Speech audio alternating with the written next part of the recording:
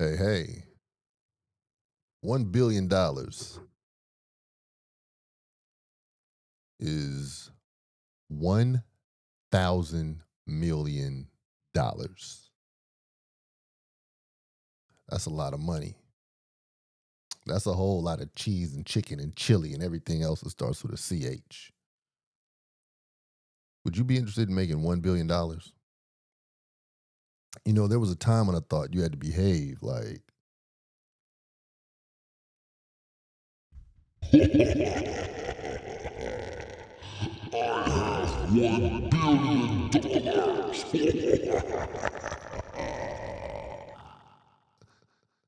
in order to make $1 billion. I thought that there was like an evil attitude that had to like go hand in hand with that. But then when you think about the fact that $1 billion is 1,000 millions, you figure shit. If I got 5 million people paying attention to me, then I could just figure out a way to get $500 from half of them. Really, $375 from half of them, right? So say you have 2 million people. If you get $500 from 2 million people, that's $1 billion. It's a different way of doing math. I'm sorry for my language. Uh, New episode.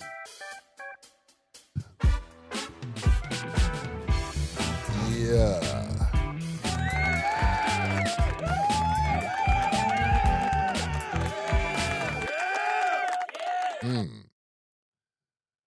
Welcome to Sorry for My Language. This is brought to you by Grindstone Universal. I'm Grindstone, but Grindstone Universal at grindstoneuniversal.com. It is the epitome of urban luxury where progress is made and truth is revealed. Because when you think about it, truth is in the progress, right? Let's not behave any other way as if there's truth somewhere else. I guess there's truth everywhere, but when you make progress, you find truth. That's where Grindstone Universal is in you. Go to grindstoneuniversal.com and find it on you. Now, how's your money doing? How's your money doing this morning? I'm not being nosy.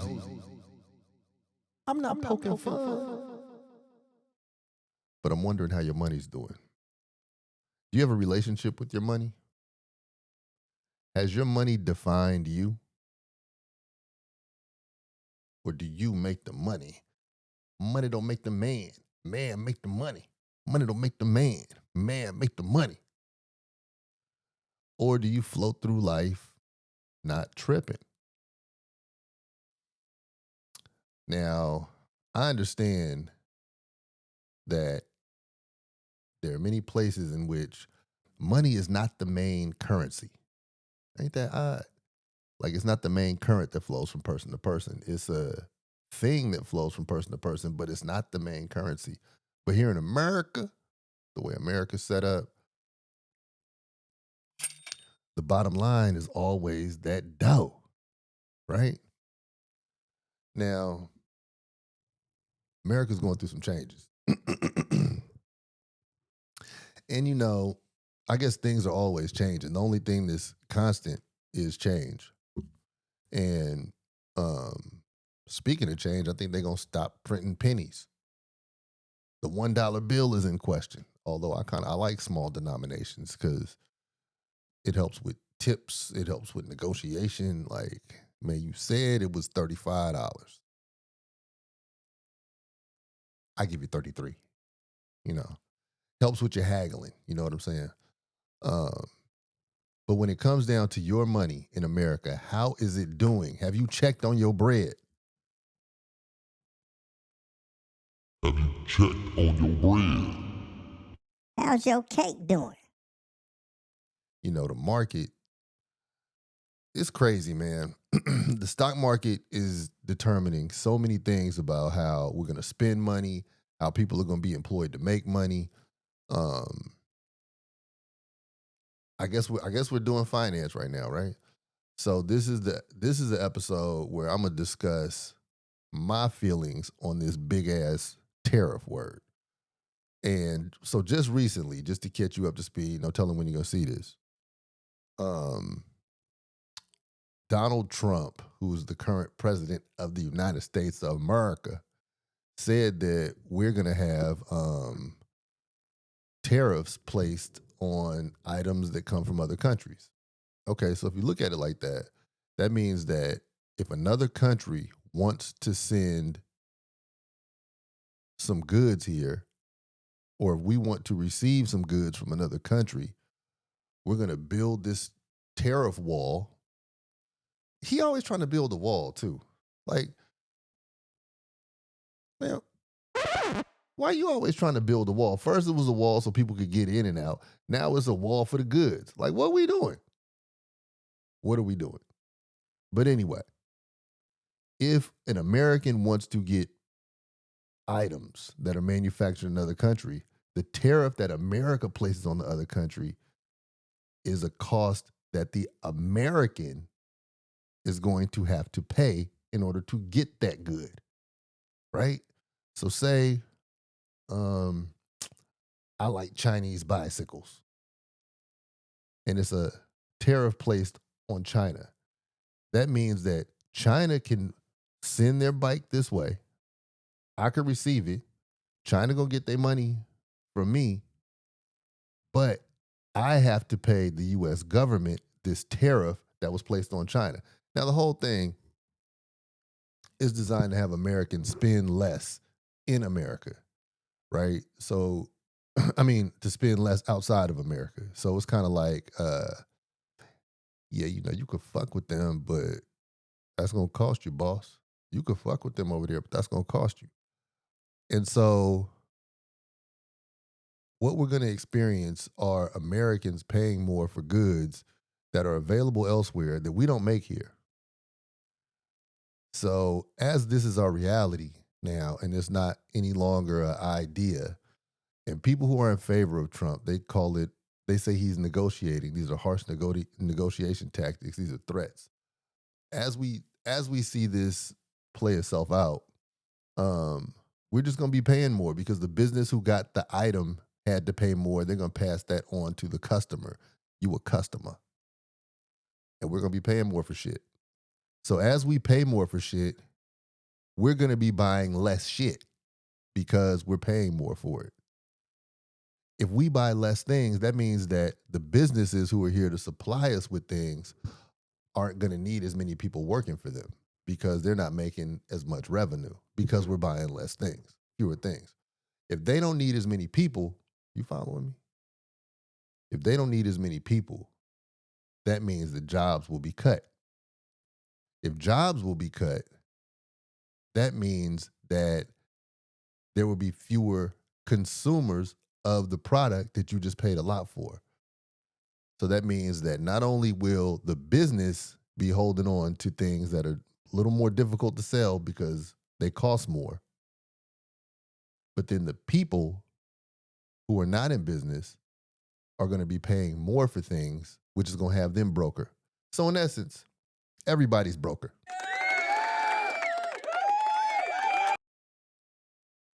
And somehow that works out for somebody.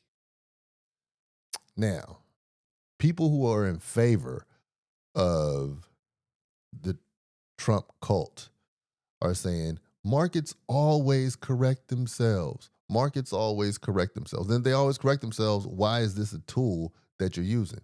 Well, then they'll say, it's to negotiate. It's to make a tough negotiation for them.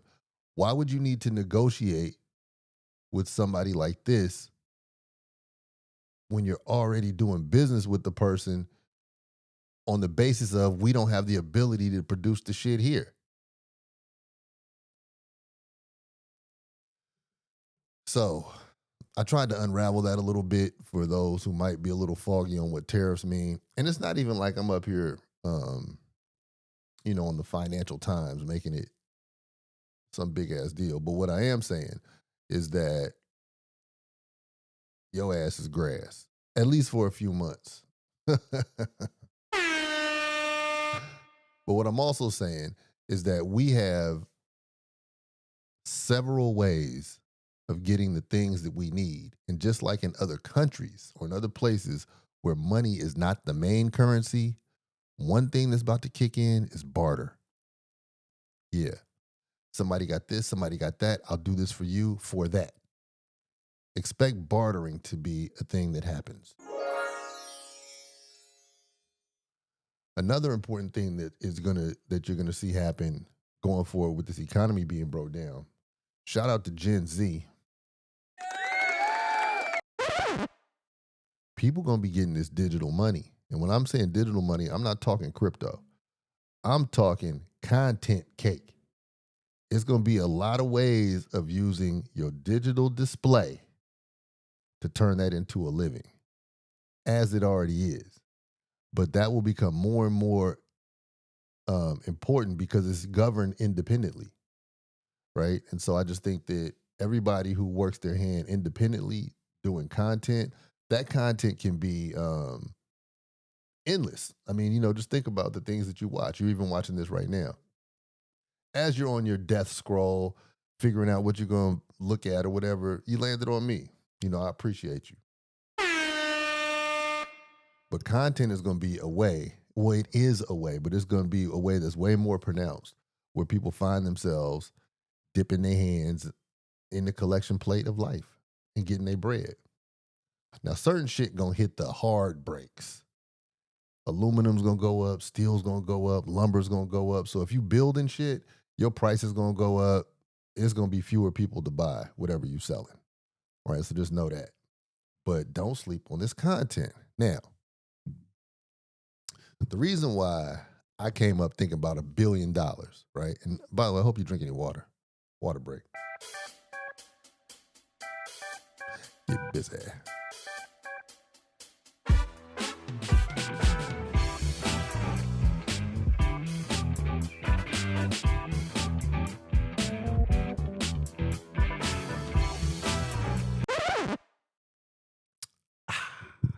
Today's water has spirulina and what else is in there? Oregano oil in there. And man, I'm just trying to beast out, trying to get my mitochondria to spit this game. I'm just spitting game to my mitochondria right now, But as you speak of content, look at it this way: $1 billion. That is 2 million people spending $500 with you. You have 4 seasons. That's $125 a season they're spending with you. Summer, winter, spring, fall. Bingo. You can make $1 billion. So there's content that you're doing, and I really think that the best content is helpful content. Just kind of like the best songs. The songs that have the most longevity are songs that provide support, love, and hope to the listener. Those are the ones with the most traction on them. And I think content just works that way. At the bottom of it all, people really want to find a connection. And they want to find somebody who understands them, and people want to be helped. Really, people want to be hugged. So let these words hug you, right? And let your words, let your visions, let that hug somebody. But from a place of being authentic. And you might not have 2 million people who going to spend with you, but do you have 20? Right? What if 20 people spend $500 with you? What is that? That's 1,000. Oh shit, that's $10,000. Is my math right? Check my math. Check on my math. 20 people spending $500. That sounds like $10,000, right? So get 20 people to spend 125 in the winter, 125 in the spring, 125 in the summer, 125 in the fall, and you done made $10,000 off 20 people who believe in you and who like you and who like what you provide and who appreciate what you provide. So as we look at this swing in the nature of things, I'm stuck on $1 billion. A billion was a word that did not ever was never used for anything. But things are different now. We have a digital global economy. So is there a such thing as a kind billionaire? Or is there such thing as a billionaire who does not have blood on their hands? Think about it. That used to be unfathomable. Like a billionaire, I mean, just think about like, you know, slave billionaires and then Diddy, like there was so much ridiculousness in what it took to get your bread. There were so many skeleton bones in the closet to get $1 billion. But now we have a global market. You log on, you click on, bam, people buy, and you could fool around and get a quiet billion. You get a quiet billion now. Think about it. Think about Rihanna, Savage Fenty, right? Now, I can't say I know everything about Rihanna because I don't. However, in my not knowing everything about Rihanna, I really don't know if she's done evil to people to stack that billion. I don't know if there's anything about, I don't know if she has a story of being an oppressor. Now, that's different from everybody liking you or not liking you, or you gave people a shot at success or not. But I don't think that anything in her operation is inherently oppressive. And that, because of just the amount of money, that used to be almost, even less than almost, that used to be a necessity of acquiring $1 billion. $1 billion. That used to be a necessity of acquiring $1 billion. But now you can fool around and be your clear, authentic, creative, wonderful self and chase your passion and find 2 million people who want to spend $500 with you a year. Damn near in a lifetime. And you get $1 billion. You could do $1 billion revenue. She's one. Taylor Swift is another one. I don't know if Taylor Swift has stories of oppression behind her money. I just haven't heard. I'm saying I don't know. Drop a comment or something. Like, give me hip if Taylor Swift's billion has left people in the dirt. Now, when I say oppressive, I mean if people indulge in your product and for that reason they are physically compromised, they're spiritually or emotionally messed up as a function of what your shit did. So first of all, everybody who makes bread off alcohol, you got to know you're responsible for some drunk driving accidents, for some cirrhosis, for somebody getting shot, for several incarcerations. Alcohol, tobacco, firearms, narcotics. Those things have victims. Even if they're willing participants, they're victims. And they leave a wake of DEATH. If you go hard. Like that's what they do. And the only way you're gonna get to $1 billion off selling those products is if people go hard with your product. So if you think all the people who sell those things, promote those things, and they're billionaires, they're X'd out of this conversation of the billionaire with no blood on their hands. There might be several billionaire investment bankers, but if they knowledgeably invested in the building of prisons, or if they knowledgeably invested in the weapons manufacturing, or anything where if the item was used, someone would have to be oppressed, then they're X'd out of the conversation of the billionaire who is a righteous billionaire. But I think we are now stepping into the righteous billionaire phase. Shout out to Mr. Beast. Now, Mr. Beast, I don't think is a billionaire. However, he's 26 years old. For those of you all who don't know who Mr. Beast is, he's a 26-year-old content creator. And I just looked at something that said he was worth $473 million. $473 million. Damn. Killing it. Shout out to him.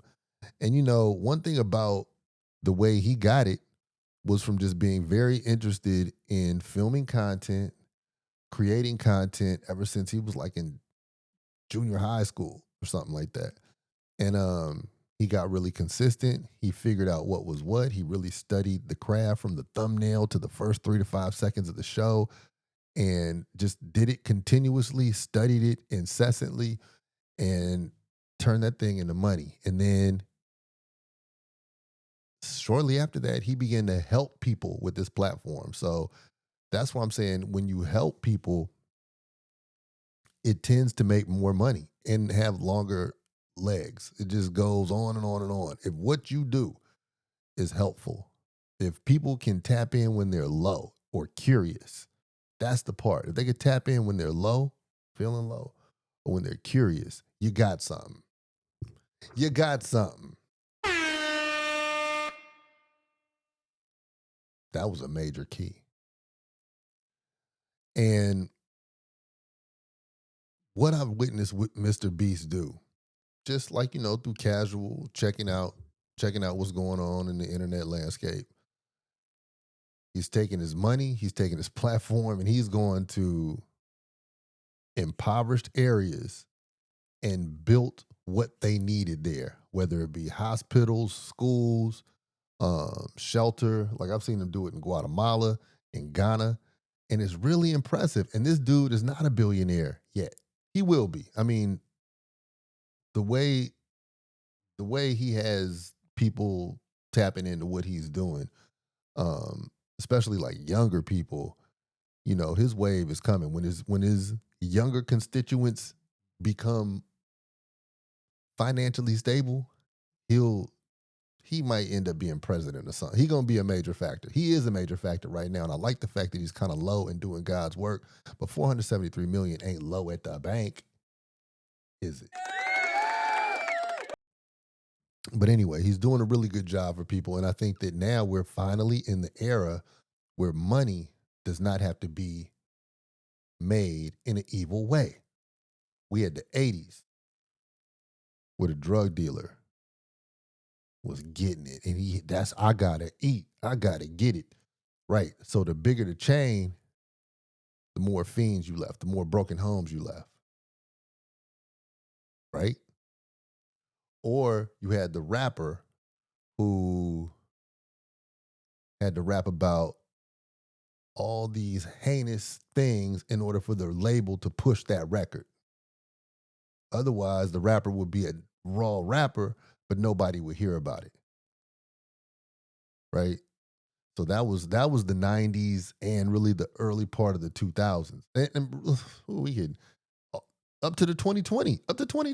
Like when all these labels, they would, they go through the whoever is having a hard time in life, and they make money off of them expressing their hard time. And if they have another topic that they like to discuss, they're not promoting that. A big loss for everyone. A big joke as an industry. Then you got the podcasters, right? So you got the podcasters who really got their first wave of getting stuff jumped off by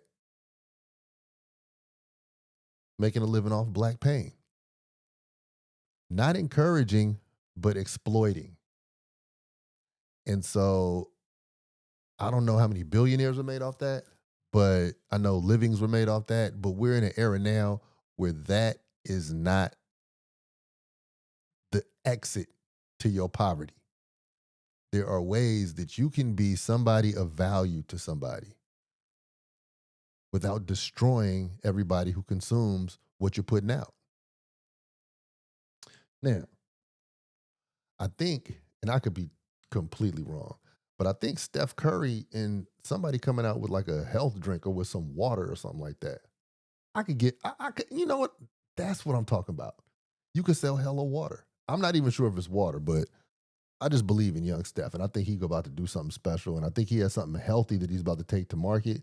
He might even be doing it with Oprah, and I could totally be making this up, but I don't know. Check up on me. Let me know if I'm making this up. But and we're not even talking about how Oprah made her money because this ain't her show. She had her run. But I just think that there are ways where you do not have to bash, ways where you do not have to assassinate characters, ways where you don't have to poison people, and now you can actually get your money. You could actually get $1 billion. But if you fall short of $1 billion, you can make a living. You can make a decent living. There are a lot of people who have money who do not live decently because of the things that it takes for them to do. They have to tuck their tail every day to do it. You know? So, in these times where we're finding all of this adversity, this financial adversity, some people complain about the price of eggs. I don't know if that's still a thing, but I know that if you're buying and selling anything, it costs more now. And I know like several of you all, thankfully, are watching this as unemployed people. Now, that don't make it no easier, but shout out to you, man. Embrace that. You know, I remember this was in the 90s.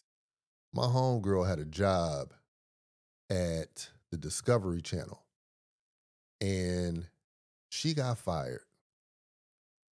And when she told me, I told her, congratulations.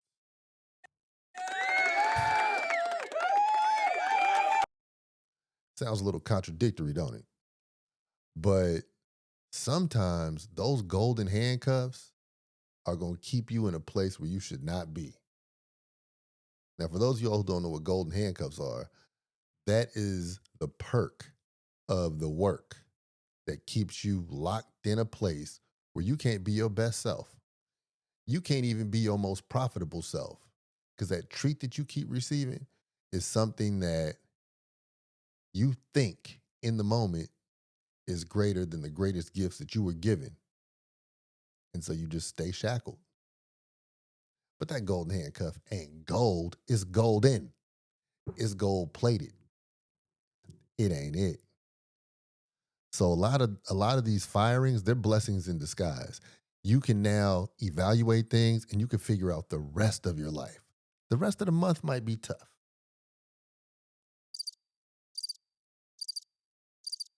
Might find some crickets in your pockets. However, you have a chance now to figure out the rest of your life. Man, you could get up and attend to that schedule that you always said you was going to tend to.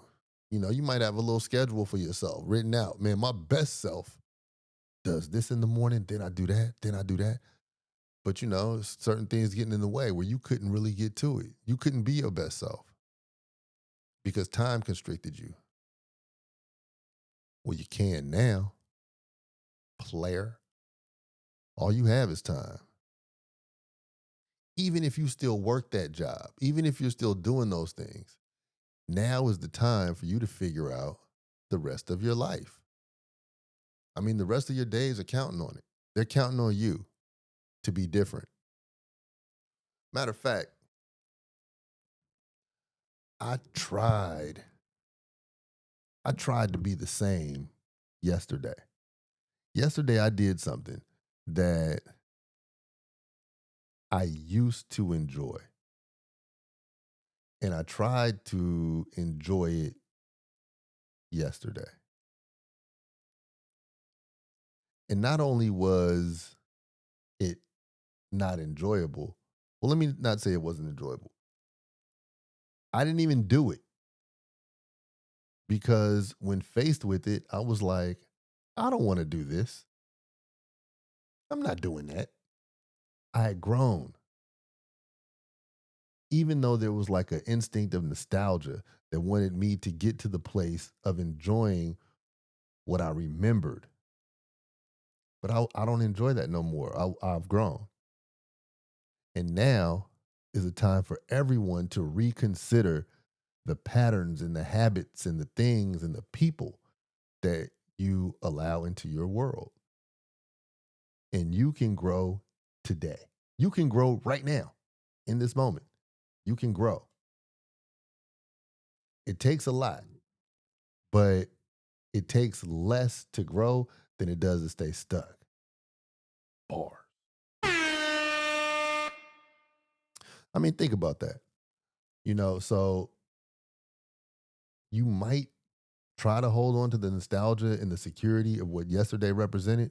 A lot of you all, it might be your jobs. A lot of you all, it might be how you got your money. A lot of it might be what you were taught.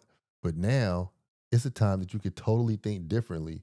And the way the economy is pushing you to step out into a place where you actually have to think about things differently. You have to attain things differently. You have to find your core so you're not just out here acting ass. Go with that flow. Understand that all this stuff that's happening is somewhat divine.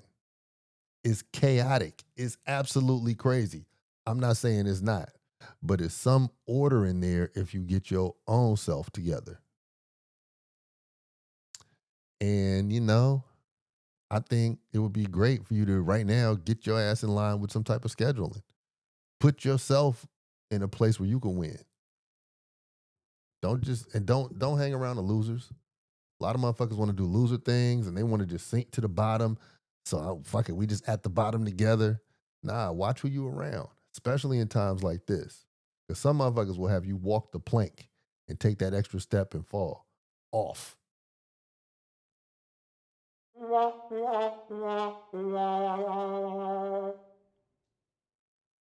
I think it's a time of rebirth beyond all else. Reconsideration, reconciliation. You know, um, a lot of you all gonna be really forced to figure out who you are minus that professional title creating a persona for you. You really gonna have to be who you were born to be. You ready for that? Are you ready for that? You ready to be who you were born to be? Or you gonna lie to me? Which one? It's on you. But there's a workout quote that says, "What you eat in private, you look like in public." Well, that applies to more than just working out. That applies to your life. That applies to what your intake is. That applies to what your surroundings are. What it is that you intake in private, that's what you look like in public. So I might ask you how you doing, or I might be able to just see how you doing. I might be able to look, and I might be able to see what your private habits are because you're wearing them. You're wearing them all off in your aura. And the irony about that is that Rihanna made $1 billion off of cosmetics, the cover up. But that don't cover up anger. That don't cover up addiction. That don't cover up laziness. That don't cover up you not being fulfilled with you. That doesn't cover up the bad company you keep. You wear that too. So regardless of how much makeup you put on, and shout out to you for being a customer of the black woman who's getting it. That was the billionaire clap. That was the billionaire clap.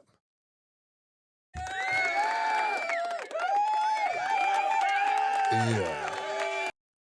Shout out to that woman. doing the damn thing with the damn black family. You know. But her products still won't cover up what you're wearing. You are wearing your habits. I'm part of it too, right? So I have to apply everything I say, I have to apply to myself. The people who you are around tell on you. So that companion who you find worthy of spending time with, that person, just by their mere existence, they tell your story. So if you're willing to lie to me, I can be like, well, you spend time with that person. That's who you really are. You're really that motherfucker right there. That's your reciprocal. So guys, gals, mids, whatever's, you're wearing your private investments. Make good ones. Now's the time. Nobody even has enough fucking time to check on you. Nobody's even paying enough attention because everybody is all in their own little pile of dirt. So why not just risk success today? Just say, you know what, fuck it. I'm going to do the thing that I know I need to do today. It's a beautiful time to try. I'm trying. I hope you're trying. And you don't have to be dirty to be a billionaire no more. Today might be your day to crack the code at getting 20 people or 200 people to spend $500 with you in a year. Just think, if 200 people spend $500 with you in 1 year, that's like 100,000. Might even fuck around and be 1 million. My math isn't the greatest today, but that's something vicious and it's totally doable. What do you have to do that? I don't know. But one thing that I do know you have to do is do your very best at applying yourself. And it's not all about the money. That's the thing about it that's crazy. That's the craziest thing about 2025 money talk. The money ain't all about the money. Huh? Think about it like this. The money is about your mission. The mission will drive in a certain way, and depending on your conviction of self and your ability to shine your light authentically, that will attract the prostitute of money. That hoe will follow you and hop on in. Hop on in, baby. Turn on the good music.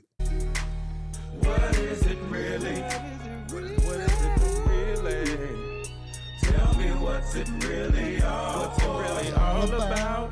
What is it really?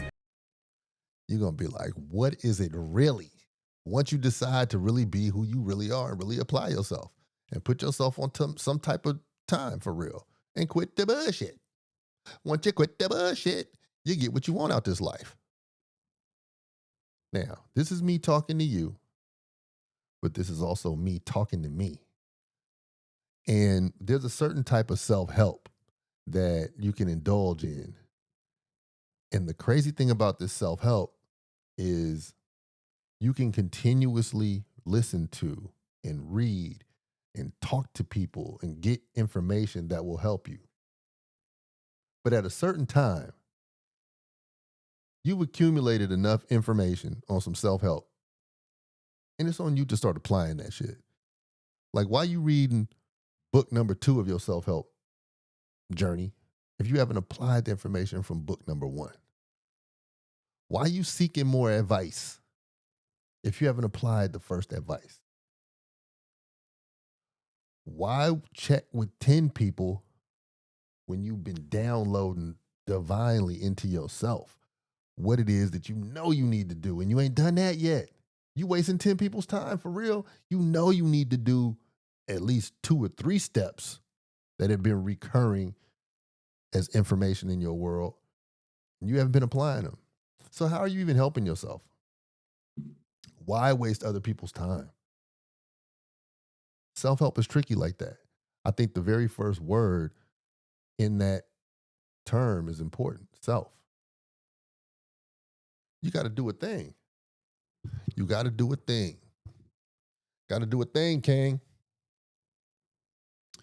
And so here we are on the lovely sunny side of life, where we have another day and we get to do what we want and we get to build it up to 1 billion. And now all this talk is without tripping off of some damn tariffs or whatever everybody is shaking in their boots. Now you have to understand that a lot of people on the news, a lot of people who you're hearing a lot of this economic talk from, a lot of those people have built their personalities, have built their identities off of material things, off of money. Their persona is based on a stratified hierarchy in society where they were able to have a thing or two and then hold it this way and laugh at the people who don't, or build a gate between the people who don't have what they have. But you just got a damn thing. And then as the pendulum swings, now you don't have a thing no more. Now you're scared to death. And those are the people who you're hearing most talk the loudest about the impact of the economic downturn. You're listening to a lot of the cowards. You know, is some of the fear that they're pushing, or not even pushing, is some of the fear that they're expressing genuine? Yeah, some of it's genuine because the money is indeed dwindling in their life. That's for facts. But imagine if you had more than money. You got to really put your imagination on that one, though. Imagine if you had more than money. Imagine if your life was more than that. I got a secret. Your life is more than that. Your life is more than that, baby. But it's up to you to flip that switch. And guess what? You can have whatever you want. You can help all the people you want. You can explore all you want. You can be as genuine as you want. And you don't even have to be evil to make your $1 billion now. Ain't that about a motherfucker? So if I never told you nothing else, know that I told you that. Know that. And share that with a friend. I don't even have no antidote that goes with that. That's in boldface. Type out this transcript and highlight that. The fact is, you can be you. And you will be attractive enough to the things that you want to bring those things to you. That's good money. So yeah, man, I'm glad all y'all are here, man. I'm glad you spent this time with me today, man. This is episode 30-something. It's episode 30-something of Sorry for My Language. And in all earnest and honesty, man, each one of you who has subscribed to me, to the channel on YouTube, each one of you matters. One of my promises is to make sure that I give you the quality content. If you go to grindstoneuniversal.com, you get the well-made items. Just go to grindstoneuniversal.com. And you know what? I'm going to have a tariff sale very soon. Very, very soon. So just check it out. You know, for those of you all who are listening, you'll be blessed with the good numbers and all that. But it's always good quality. And this is just me being me. So from me to you, I'm hoping. I want you to believe in yourself. Keep it a buck.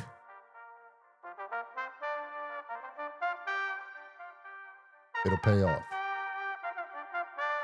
Go to grindstoneuniversal.com. And for Sorry for My Language, I'm out.